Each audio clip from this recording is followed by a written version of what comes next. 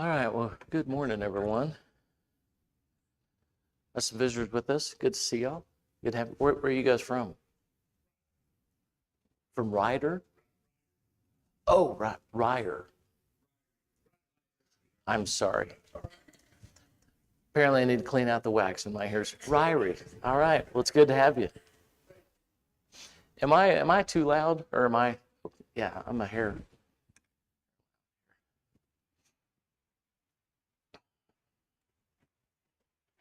Oh, thank you, Gary.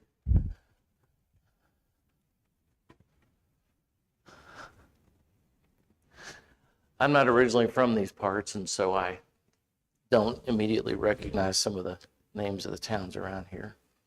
So anyway, it's good to have you guys. But we're going to be in Daniel chapter 7 today, and we're going to try and look at three different things today, all dealing with Daniel chapter 7 and this dream that Daniel has. And so our goal today is to look at the type of literature that's here, and then to talk about the Son of Man reference that is made in Daniel 7. And then we're going to try and look at the years that took place in the book of Daniel. Because again, Bob mentioned a couple of weeks ago that from one incident to the next, that the fiery furnace, Daniel in the lion's den, and some other things, it seems like the king doesn't remember what Daniel's Elohim does. But when we look at the years, it makes a lot more sense that, number one, you're dealing with two different kings. And number two, we're dealing with up to 40 years of history that happened here. It's not like, that the fiery furnace was on a Tuesday and then Thursday was the lion's den.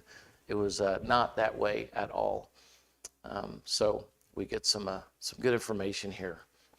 One of the things that I wanted to also notice is, before we start out, how interesting it is that both Daniel and Joseph lived 90% of their life under a pagan culture. Joseph lived, obviously, most of his life in Egypt as a second in command, or maybe not most of his life in Egypt, a second command, but in that culture. And Daniel, we find, possibly lived 70 years in Babylon as a captive, also a statesman, but still as a captive. So I find that interesting from the standpoint that there's times we get into situations in our lives where we're not happy, we're not content, we're not where we want to be, possibly. And yet, can God still work, and should we still allow ourselves to open up our mind to God operating and working for His glory through us? And we find two great examples here with both Joseph and Daniel, as well as Shadrach, Meshach, and Abednego. They're there as well in somewhat the same capacity as Daniel in terms of these wise men. We only have one incident with Shadrach, Meshach, and Abednego, but this entire book is sharing a lot of the details about Daniel. The second point is that when you look at the book of Daniel, at least if what I learned is true, Daniel chapter 2 through chapter 7 is written in Aramaic, not Hebrew. And then the rest of it is written in Hebrew. Daniel chapter 1 and then 7 or 8 and beyond is written in Hebrew. And there's a lot of different reasonings why that was the case. I didn't write those down because they didn't seem to be very much a part of what would be helpful. But I found that interesting. I also wanted to note, I guess this is number 3 as we get into chapter 7, that as a general literal culture, oftentimes as we jump into this type of literature, it can be kind of challenging. How do you read this? What do these things mean? Literal, figurative, whatever the case may be. But Daniel and Ezekiel both have a lot of what's called apocalyptic language. And can you think of another book where we deal with apocalyptic language? And it's the book of Revelation. And in fact, the word revelation comes from, that is the, I don't know if it's a transliteration, but the word revelation is the word apocalypse. And the word apocalypse itself means to uncover or to reveal. And so the book of Revelation, when John says, I had a revelation, I had an apocalypse, Jesus unveiled, revealed, uncovered something. So essentially, in this vision John has, Jesus kind of opens up this veil, and John is able to see this vision, this apocalypse of what Jesus is sharing with him. We find out the same thing happening here in Daniel. We find a lot of that happening in Ezekiel as well. And I believe that's important for us because as we open this up, we're seeing an apocalypse. Now, normally whenever you hear the word apocalypse, if you can kind of find that file in your brain, what do you normally think of when you hear the word apocalypse? Okay, destruction, that's right. End of the world kind of stuff. Somehow in our culture today, the word apocalypse, the coming apocalypse, it's on its way, and our world's getting worse and worse and more wicked, so the apocalypse is coming. So the word has changed definitions. In the Greek, the word apocalypse is to uncover, to reveal something, which is where we get again the word revelation. So that's what we find happening here is Daniel in chapter 7, much like King Nebuchadnezzar, much like King Pharaoh in Genesis, has been given an apocalypse, an uncovering. He's being shown something here that God is showing him as well as his readers. So on those 3 steps, as we get into this chapter and look at what is needing to be studied here, we have, it's written in Aramaic, it's not written in Hebrew. This is an uncovering, a revealing. It is an apocalypse. And this is while Daniel is in Babylon. He's not surrounded by Israel. He's not near the temple. All that's gone. He's in Babylon as he's seeing these things. And this is possibly, if you can wrap your mind around this, because either I wasn't paying attention or I was never taught this, and it was probably the first, wasn't paying attention. From Daniel chapter 2 to Daniel chapter 7 is about 60 years of history. Now I paused because when I saw that, I had to rewire how I thought about Daniel. Because one of the challenges we have, I think, with studying the Bible sometimes is going from chapter 1 to chapter 2, depending upon how long it takes you to read.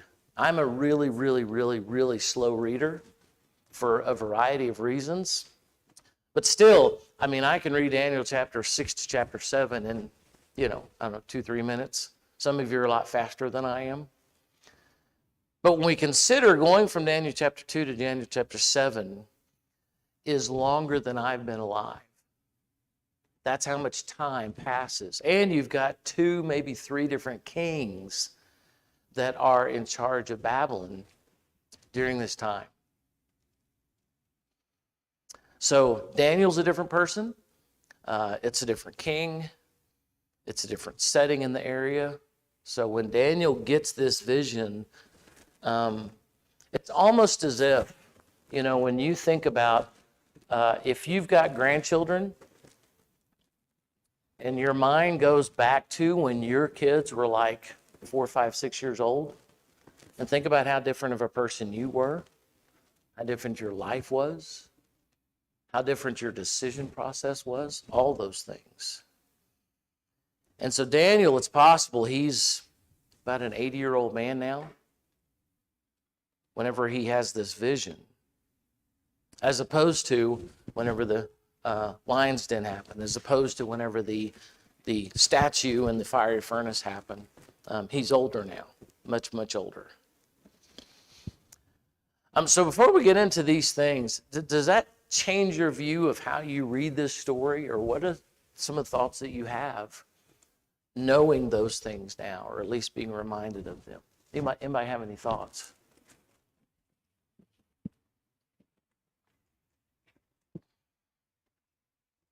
Because for me, it just changes how I see Daniel, how I see the reception of this. And even as a, let's say he's 80 now. Even as an 80-year-old man, how does he receive these dreams? For those of you that were here the last couple of weeks, how do these dreams affect him? They really bother him. He's unsettled. He frets about it. He's terrified about it. And in fact, if you think from that standpoint, the similarity of how Daniel responds to this vision and how Pharaoh and Nebuchadnezzar responded to their dreams, are they all similar? They are. Think about that. Nebuchadnezzar, Pharaoh, and Daniel, as they all receive their dreams, they're all terrified. They're all very moved. They're very upset. They're very unsettled by how these dreams are processed. As opposed to like a Joseph, whenever Joseph first gets his dreams in Genesis early 30s, I think, whenever that was, how does Joseph respond to his dreams? Hey, brothers, I got something for you. You ready? Here we go. So this is what's happening. I mean, he's like this, 12-year-old, 8-year-old, I don't know, however old he was when he got these dreams. And man, he cannot wait. He's giddy about telling his brothers, that they bow down to him. Then he gets the next dreams. He says, hey, version number 2, here we go. This is going to be fun. Joseph's not bothered at all by what he sees.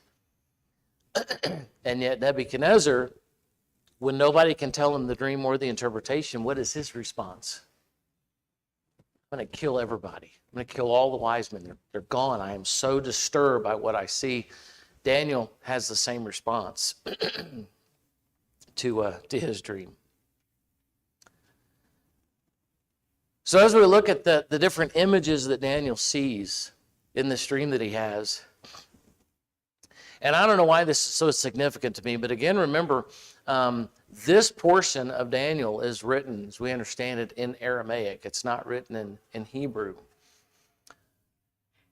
And I guess one of the reasons I find that interesting is, as I have thought about different languages, when I got to go on a mission trip a number of years ago, and I got to preach to a group, and it was kind of an impromptu thing. And as I was preaching, I had an interpreter, and I had never done that before. And so I just had no experience in talking in blocks, because then you have to stop, and they have to process, go from English to whatever it is their language is, and then they have to say it. And so he would every now and then put his arm on me and go, okay, you gotta give me a chance here. So I would stop, which would kind of slow my thoughts anyway. So at one point he was sharing his thoughts, and he looked at me and said, could you say that word again? I said, what word? He said, the word. And so I said it to him, and he said, we don't have a word for that. Can you give me a different word? And so then I had to think of a different word, and I thought of a different word. He said, okay, it's not going to be exact, but this is kind of, I think, we had this entire conversation about how to communicate this thought using this word that they don't have. So when you consider Daniel chapter 7, this is coming not from Hebrew to Aramaic, but it's straight Aramaic. That this that this section is being written in. So the first beast that Daniel sees is Babylon, Babylon itself. The second one that is seen is the Medo-Persians, and then Greece, and then Rome. But one of the things I find interesting with this vision, and please notice here that this vision that Daniel is given, it's not like God gives him, a sheet of paper, a facsimile, an email, and Daniel's dreaming about it, and God lists all this stuff. This is a vision. Why do you think Daniel freaked out so much? This is a vision. It's something that's visual in front of him. And as he walks through all these things, notice Daniel 7, verse 19. I desire to know the truth about this fourth beast. It's different than all the rest, exceedingly terrifying. Its teeth of iron and claws of bronze, devoured and broke in pieces, stamped what was left in its feet, 10 horns. This is some very visual stuff that Daniel's seeing. And he no doubt wakes up and he's like, dude, this is crazy.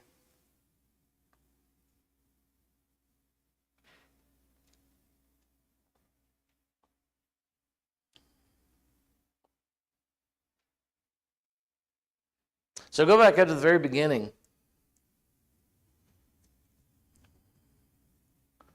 Verse 4.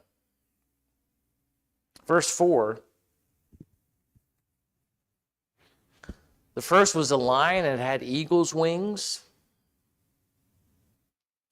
The wings were plucked off, and it was lifted up from the ground, made to stand on 2 feet like a man. The mind of a man was given to it. The second beast was like a bear. It was raised up on one side. It had 3 ribs in its mouth between its teeth. And it was told, arise and devour much flesh. I would imagine I will get crickets from this question. When was the last time you actually walked through Daniel chapter 7 and plotted through it? I'm kidding. I'm sure it's been a while, if necessarily ever. But if we were to walk through this and you were to dream of this, you would probably wake up in sweats, right? It would be very, very problematic and troubling for you. This is a very visual picture of the kingdoms that are going to come. Verse 6, after I looked, and behold, another like a leopard, with 4 wings of a bird on its back. The beast had 4 heads, and dominion was given to it. After this I saw in the night visions, and behold, a 4th beast, terrifying and dreadful and exceedingly strong. It had great iron teeth. It devoured and broke in pieces, stamped what was left with his feet. It was different from all the beasts before it. It had 10 horns. And so I thought about the horns, and behold, there came upon among them another horn, a little horn, before which 3 of the first horns were plucked up by the roots. And behold, in the horn were eyes like the eyes of a man, and a mouth speaking great things. And then as we get to verse 9 and 10, we find specifically verse 10, this group of people that still fascinates me. This group of people, or these group of witnesses that stand before the Ancient of Days. 10,000 times 10,000 stood before him and served him as these books were opened. Verse 11, I looked then because of the sound of the great words that the horn was speaking. And as I looked, the beast was killed, its body destroyed and given over to be burned with fire. As for the rest of the beasts, their dominion was taken away, for their lives were prolonged for a season and a time. And then we get into the Son of Man, the dominion that is going to be there, verse 13. And then the interpretation of this vision comes out.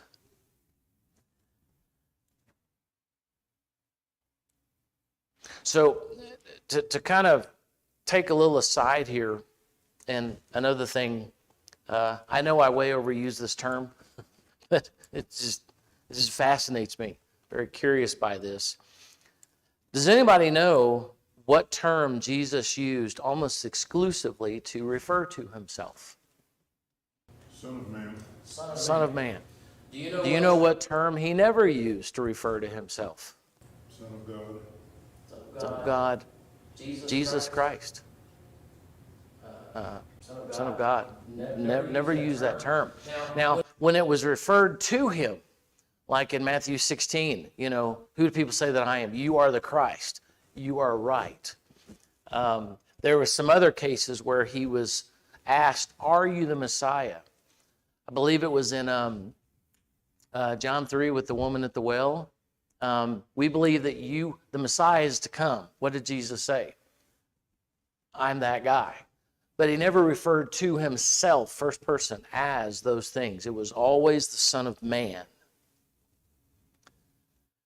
And so the reason that fascinates me is the only time we ever find the Son of Man, generally, we find it in other places, but in terms of dominion, rule, and all the crazy stuff that comes as a result of what the Ancient of Days gives the Son of Man is here in Daniel 7.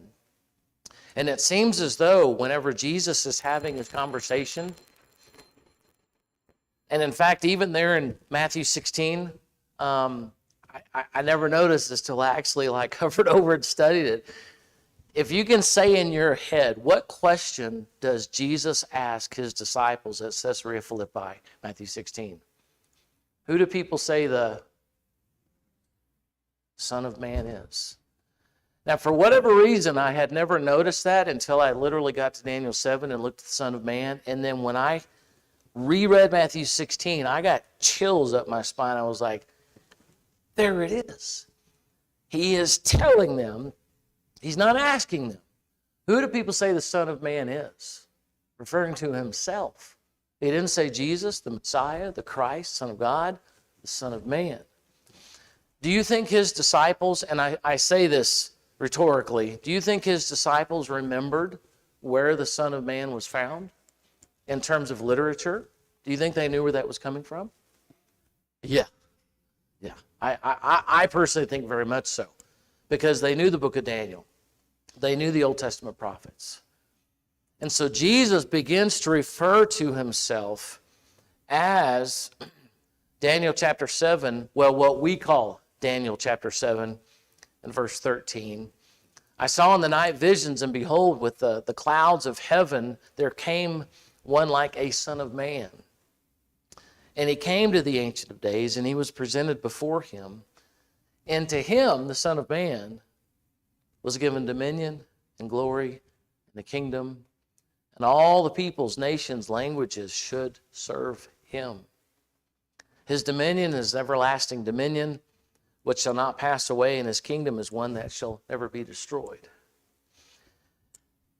So, listening to a podcast the other day, and it was quite interesting. When we find Jesus, not only at the beginning of his ministry, but during his ministry, and if you think about this outside of the whole incarnate thing, just about Jesus as a person, what does he believe about himself? And I guess that could be a lot of answers, but regarding this, what does he believe about himself, it seems? He is the Son of Man. He is this guy. He is the one that the Ancient of Days is going to give a kingdom dominion, authority. And then you link that up to, you connect the dots with that to Matthew chapter 28. You remember what he says to his disciples before he takes off? All authority has been given to me. Where? Skies and on the earth. So now, all of this, Jesus has authority, dominion. And when was Matthew chapter 28? When did that occur? What was it post of? Crucifixion and the resurrection, right? So post-resurrection, Jesus now clearly sees himself as the one with this kingdom, with dominion. All peoples, nations, languages shall serve him. His dominion is an everlasting dominion, which shall never pass away. His kingdom, when Jesus first started out his ministry, what was he preaching? The kingdom was at hand. It's here. Son of Man's here. Kingdom is here. I'm here. Let's do this. His kingdom is one that shall not be destroyed. So, as we close, I want to share this thought with you, and I hope I gave myself enough time here. In Matthew chapter 26, well, and I've got other places. Maybe we'll get into these others next Sunday. Matthew 26 and verse 64. Matthew 26, 64. Jesus is here at his trial, and he has this conversation.